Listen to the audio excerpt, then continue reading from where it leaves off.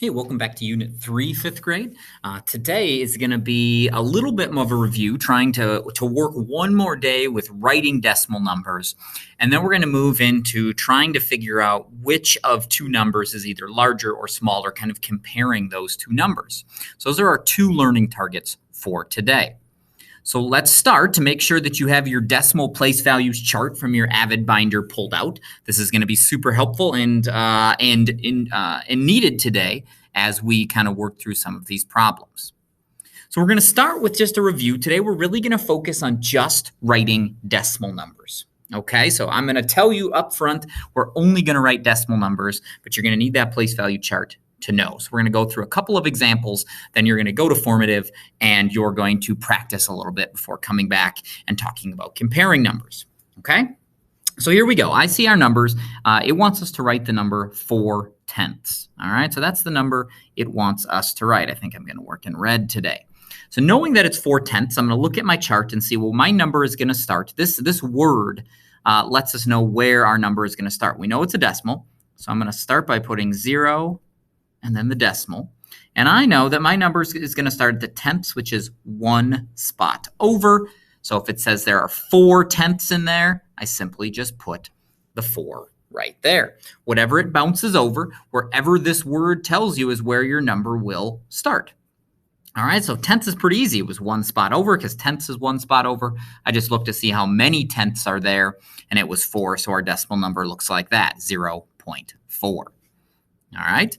Looking ahead to our next one, it says 95 hundredths. All right, that's my important one to start out with.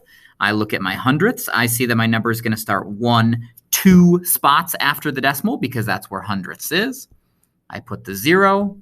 I'm going to put a couple of lines just to kind of hold my place value, and it says 95 hundredths. Remember that this word tells you where to start your number. So 95, so I'm going to put the 9 there.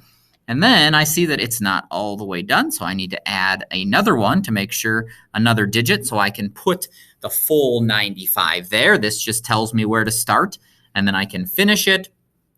I saw that I skipped over the 10th spot, right? It wanted us to start at the 100th, so I did. But we have one blank spot. We can't just leave it blank. We have to fill it in. There doesn't mean that it's not there. It just means there's nothing in it. We have a number that means nothing. It is 0. So 95 hundredths is written 0.095. Okay? Remember, the word tells us where to start. If we skip over anything, fill them in with zeros. All right? One more. This one's going to be even trickier. Okay? I'm going to look at this word at the end. It says that I'm starting at the thousandths spot. The thousandths is 1, 2, 3 spots over. So I'm going to put a 0. I know I'm going to go 1, 2, 3 spots over. That's where my number starts. It says 720, so I'm going to start my number there, 720. All right, because I started in the thousandths. I have 2 spots that I skipped over, the tenths and the hundredths. I fill those in with zeros, so I get this big, long number. 0.00720 is also called 720 thousandths. Okay, so always look right here to what the label is first. That's where your number starts.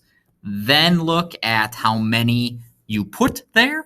And then finally, fill in those missing digits with zeros to make sure that those place values don't get skipped.